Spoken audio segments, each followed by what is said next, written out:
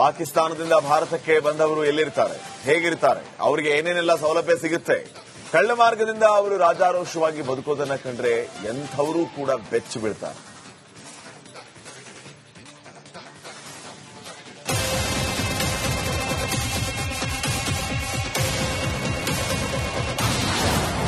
ಭಾರತದಲ್ಲೇ ವಾಸಿಸ್ತಿದ್ರು ಪಾಕಿಸ್ತಾನದ ಜನರು. ಒಬ್ಬೊಬ್ಬರ ಕತೆ ಕೇಳಿದ್ರು ನೀವು ಬೆಚ್ಚಿ ಬೀಳ್ತೀರಾ. ಇವನನ್ನ ನೋಡಿ, ಹೆಸರು ಒಸಾಮ. ಕಳೆದ 17 ವರ್ಷಗಳಿಂದ ಇಲ್ಲೇ ಇದ್ದ. ಇಲ್ಲೇ 10-12ನೇ ತರಗತಿವರೆಗೂ ಓದಿದ್ದ. ಪಡಿತರ ಚೀಟಿ ಇದೆ, ಆಧಾರ್ ಕಾರ್ಡು ಇದೆ, ವೋಟರ್ ಐಡಿಯೂ ಇದೆ. ಇಲ್ಲೇ ಮತವನ್ನ ಕೂಡ ಚಲಾಯಿಸ್ತಾ ಇದ್ದ. ಆದ್ರೆ ಈತ ಪಾಕಿಸ್ತಾನಿ ಪ್ರಜೆ. ಉಗ್ರ ರಾಷ್ಟ್ರದ ಈ ಮಾನವನಿಗೆ ಭಾರತದ ಪ್ರಜೆಗಳಿಗೆ ಸಿಗುವಂತಹ ಸವಲತ್ತುಗಳು ಹೇಗೆ ಸಿಕ್ಕಿತ್ತು ಎನ್ನುವ ಪ್ರಶ್ನೆ ಎಲ್ಲರನ್ನ ಕಾಡ್ತಾ ಇದೆ.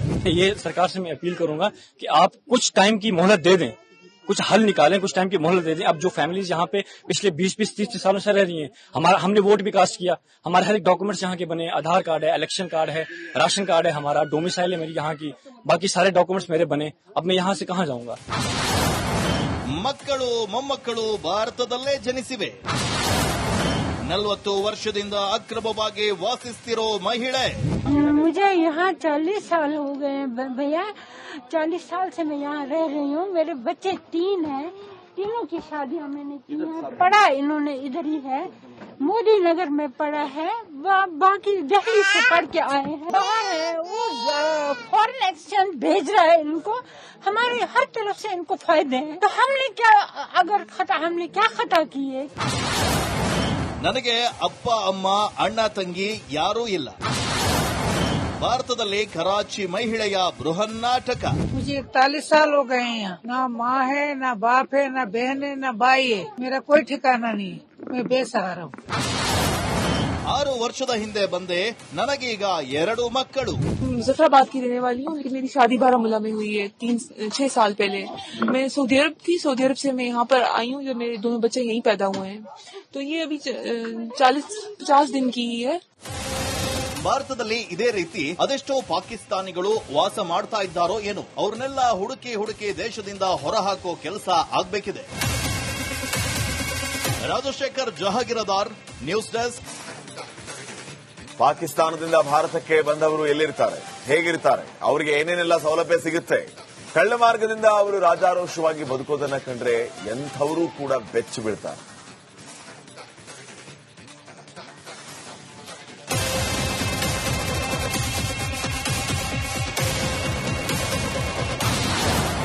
ಭಾರತದಲ್ಲೇ ವಾಸಿಸ್ತಿದ್ರು ಪಾಕಿಸ್ತಾನದ ಜನರು. ಒಬ್ಬೊಬ್ಬರ ಕತೆ ಕೇಳಿದ್ರು ನೀವು ಬೆಚ್ಚಿ ಬೀಳ್ತೀರಾ.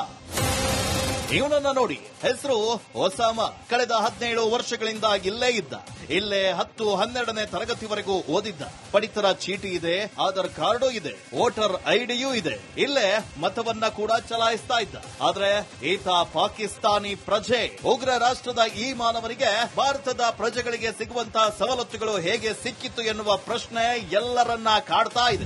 ये सरकार से मैं अपील करूंगा कि आप कुछ टाइम की मोहलत दे दें, कुछ हल निकालें, कुछ टाइम की मोहलत दे दें. अब जो फैमिलीज यहाँ पे पिछले 20-30 सालों से रह रही हैं, हमने वोट भी कास्ट किया, हमारे हर एक डॉक्यूमेंट्स यहाँ के बने, आधार कार्ड है, इलेक्शन कार्ड है, राशन कार्ड है, हमारा डोमिसाइल है मेरी यहाँ की, बाकी सारे डॉक्यूमेंट्स मेरे बने. अब मैं यहाँ से कहाँ जाऊंगा. ಮಕ್ಕಳು ಮೊಮ್ಮಕ್ಕಳು ಭಾರತದಲ್ಲೇ ಜನಿಸಿವೆ. 40 ವರ್ಷದಿಂದ ಅಕ್ರಮವಾಗಿ ವಾಸಿಸ್ತಿರೋ ಮಹಿಳೆ. मुझे यहाँ 40 साल हो गए भैया. 40 साल से मैं यहाँ रह रही हूँ. मेरे बच्चे 3 हैं. तीनों की शादियाँ मैंने की है. पढ़ा इन्होंने इधर ही है, मोदी नगर में पढ़ा है. बाकी दिल्ली से पढ़ के आए हैं. बाहर है वो फॉरेन एक्सचेंज भेज रहा है इनको. हमारे हर तरफ से इनको फायदे हैं. तो हमने क्या खता की है. ನನಗೆ ಅಪ್ಪ ಅಮ್ಮ ಅಣ್ಣ ತಂಗಿ ಯಾರೂ ಇಲ್ಲ. ಭಾರತದಲ್ಲಿ ಕರಾಚಿ ಮಹಿಳೆಯ ಬೃಹನ್ನಾಟಕ. मुझे 41 साल हो गए हैं यहाँ. ना माँ है, ना बाप है, ना बहन है, ना भाई है. मेरा कोई ठिकाना नहीं. मैं बेसहारा हूँ. 6 ವರ್ಷದ ಹಿಂದೆ ಬಂದೆ. ನನಗೀಗ 2 ಮಕ್ಕಳು. मुजफ्फराबाद की रहने वाली हूँ, लेकिन मेरी शादी बारामूला में हुई है 6 साल पहले. मैं सऊदी अरब थी. सऊदी अरब से मैं यहाँ पर आई हूँ. जो मेरे दोनों बच्चे यहीं पैदा हुए हैं. तो ये अभी 40-50 दिन की ही है. ಭಾರತದಲ್ಲಿ ಇದೇ ರೀತಿ ಅದೆಷ್ಟೋ ಪಾಕಿಸ್ತಾನಿಗಳು ವಾಸ ಮಾಡ್ತಾ ಇದ್ದಾರೋ ಏನು, ಅವ್ರನ್ನೆಲ್ಲ ಹುಡುಕಿ ದೇಶದಿಂದ ಹೊರಹಾಕೋ ಕೆಲಸ ಆಗ್ಬೇಕಿದೆ. Rajashekhar Jahagirdar, news desk, Republic Kannada.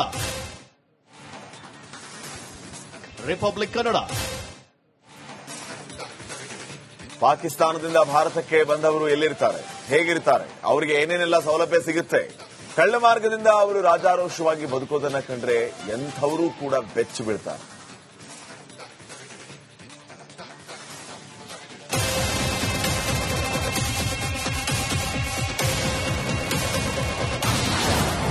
ಭಾರತದಲ್ಲೇ ವಾಸಿಸ್ತಿದ್ರು ಪಾಕಿಸ್ತಾನದ ಜನರು. ಒಬ್ಬೊಬ್ಬರ ಕತೆ ಕೇಳಿದ್ರು ನೀವು ಬೆಚ್ಚಿ ಬೀಳ್ತೀರಾ. ಇವನನ್ನ ನೋಡಿ, ಹೆಸರು ಒಸಾಮ.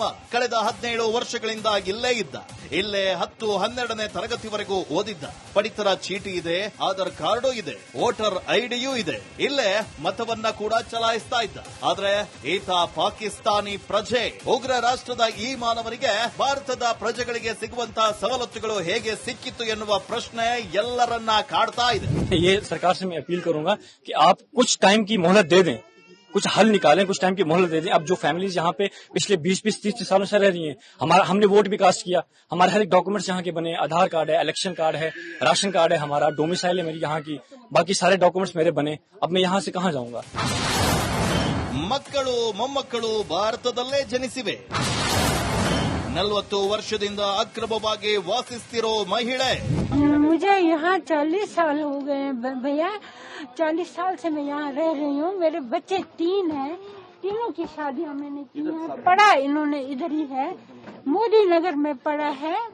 बाकी दिल्ली से पढ़ के आए हैं. बाहर है वो फॉरेन एक्सचेंज भेज रहा है इनको. हमारे हर तरफ से इनको फायदे हैं. तो हमने क्या खता किए. ನನಗೆ ಅಪ್ಪ ಅಮ್ಮ ಅಣ್ಣ ತಂಗಿ ಯಾರೂ ಇಲ್ಲ. ಭಾರತದಲ್ಲಿ ಕರಾಚಿ ಮಹಿಳೆಯ ಬೃಹನ್ನಾಟಕ. मुझे 41 साल हो गए हैं यहाँ. ना माँ है, ना बाप है, ना बहन है, ना भाई है. मेरा कोई ठिकाना नहीं. मैं बेसहारा हूँ. 6 ವರ್ಷದ ಹಿಂದೆ ಬಂದೆ. ನನಗೀಗ 2 ಮಕ್ಕಳು. मुजफ्फराबाद की रहने वाली हूँ, लेकिन मेरी शादी बारामूला में हुई है 6 साल पहले. मैं सऊदी अरब थी. सऊदी अरब से मैं यहाँ पर आई हूँ. जो मेरे दोनों बच्चे यहीं पैदा हुए हैं. तो ये अभी 40-50 दिन की ही है.